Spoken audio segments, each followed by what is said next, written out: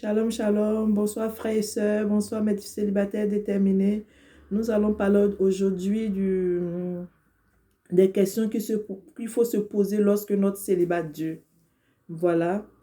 Et il faut savoir que dans notre société d'aujourd'hui, lorsqu'on a plus de 30 ans, tout le monde se pose la question de savoir pourquoi est-ce qu'on n'est pas marié.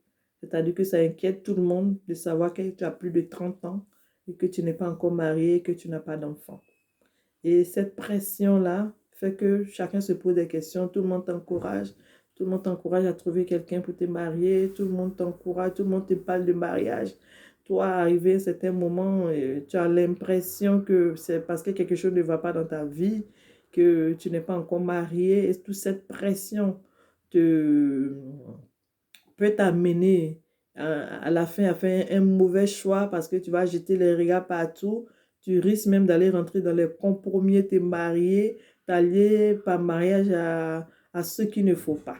Donc, moi, je te conseille, lorsque tu as plus de 30 ans et que tu vois que ton célibat dure, de te poser les bonnes questions. Et la première question que tu dois te poser est de savoir, est-ce que ta relation avec Dieu est au beau fixe? Est-ce que ta relation avec Dieu est au beau fixe? C'est-à-dire, est-ce que tu as une relation vraiment avec Dieu qui est l'initiateur du mariage?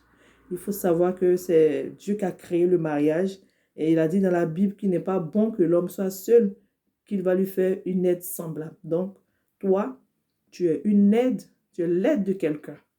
Soit tu es la femme de quelqu'un, soit tu es le mari d'une autre femme. Donc, Dieu n'oublie personne. C'est sûr qu'il a pourvu quelqu'un pour toi. Mais parfois, le célibat dure aussi parce que toi-même, dans ta maturité, Dieu voit que tu n'es pas encore mature. Donc, il voit encore que tu n'as pas encore travaillé sur ton caractère. Tu n'as pas encore travaillé encore sur ta manière de voir les choses. C'est ce qui souvent nous retarde. C'est ce qui retarde aussi notre vie. Nous retarde dans le fait de rentrer bien et vite dans le mariage. Donc, quand tu vois que ton célibat dure plus de 30 ans, pose-toi les bonnes questions. Est-ce que ta vie spirituelle est aux normes? Est-ce que tu as une relation vraiment? Parce que la Bible dit que lorsqu'on n'est pas encore marié, il faut qu'on se consacre aux choses du Seigneur. Mais est-ce que toi, tu pries réellement pour ton mariage? Est-ce que quand tu pries pour ton mariage, tu pries pour ta maturité, tu pries pour être brisé, parce qu'il faut être brisé pour pouvoir chercher à vivre avec quelqu'un. Parce que si tu n'es pas brisé, c'est pas sûr que tu pourras vivre avec quelqu'un. Vivre avec quelqu'un, c'est pas que acheter la robe, c'est pas que prendre une salle, c'est pas que s'acheter une fête. C'est bien plus que ça, le mariage.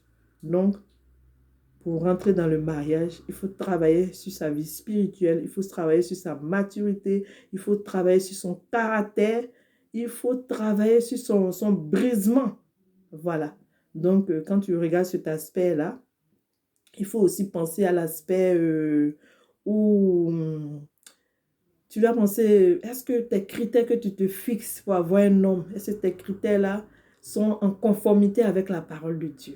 Est-ce que tu te fixes pas des critères genre, je veux un homme grand, gros, je veux une femme mince, claire, je veux un homme avec la bouche en cœur, je veux un homme sincère, dynamique, un cadre. Est-ce que tu te fixes pas tous ces objectifs qui sont vraiment pas sensés?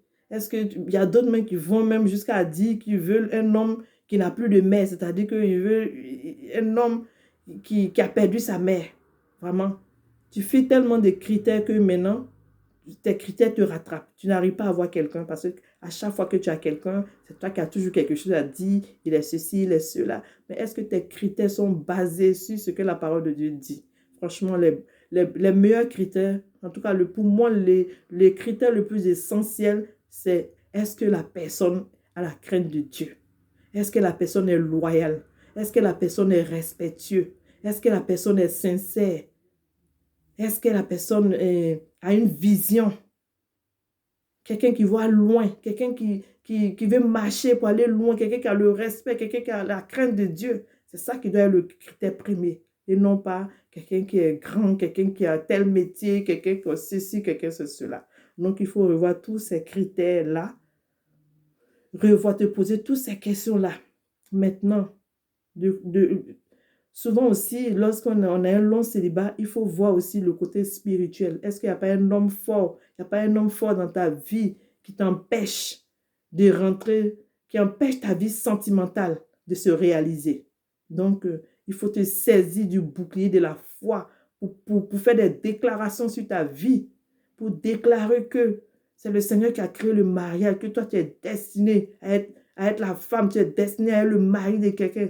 C'est le Seigneur qui a... Tu dois prier dans ce sens-là, mener des combats, proclamer la parole de Dieu dans ta vie, pour que tout ce que la parole de Dieu dit, Seigneur, s'accomplisse dans ta vie. Seigneur, tu proclames que l'ange de l'Éternel campe autour de ceux qui craignent l'Éternel. Que tu proclames des paroles de feu, des paroles de victoire dans ta vie. Pour que l'homme fort, Seigneur, qui est attaché à ta vie, qui t'empêche de te marier, puisse te libérer afin que tu puisses rentrer dans la grâce du mariage. Voilà mes célibataires déterminés. Voilà ce que j'avais à vous dire sur ce thème. Voilà comment vraiment se poser les bonnes questions lorsque notre célibat dure. Bonsoir, je vous aime.